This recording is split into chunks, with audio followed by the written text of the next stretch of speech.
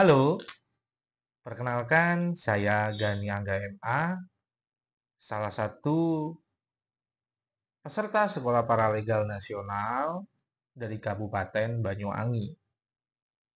Nah, di pertemuan ketiga kemarin, khususnya di sesi 2, kita Sekolah Paralegal Nasional membahas tentang perselisihan hubungan kerja atau perselisihan hubungan industrial PHI.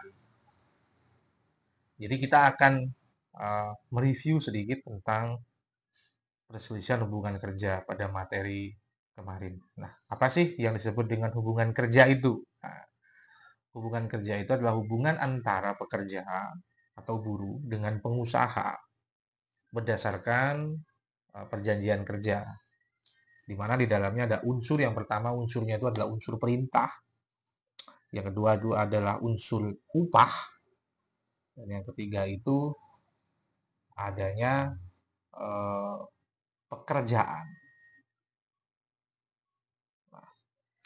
Lalu apa sih pekerja itu, gitu kan? Karena tadi kan di hubungan kerja itu hubungan antara pekerja dengan pengusaha. Nah, apa ini pekerja? Pekerja atau buruh itu adalah orang yang melakukan pekerjaan dan mendapatkan imbalan atau mendapatkan upah dari pekerjaan yang dikerjakan ini.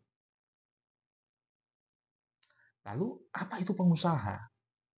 Nah, pengusaha ini bisa orang perseorangan, bisa persekutuan, bisa badan hukum, ya. Jadi kalau pengusaha itu bisa orang, perseorangan, bisa persekutuan. Persekutuan ini contohnya ada CV, ada firma, ya, persekutuan. Lalu kemudian ada badan hukum. Badan hukum ini bisa perseroan terbatas, atau mungkin ada yayasan perkumpulan. Ya. Meskipun yayasan perkumpulan itu eh, lebih ke arah sosial oriented ya, tapi dia juga badan hukum. Nah, lalu yang terbaru kemarin tahun 2021 itu ada namanya perseroan perorangan.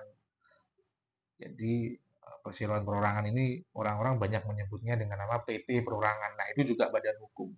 Jadi pengusaha itu bisa perseorangan, bisa persekutuan, bisa badan hukum yang menjalankan suatu usaha.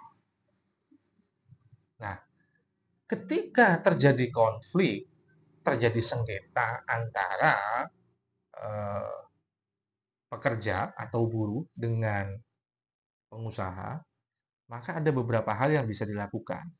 Yang pertama, itu adalah penyelesaian secara bipartit namanya. Penyelesaian secara bipartit itu adalah penyelesaian sengketa dengan melibatkan dua pihak.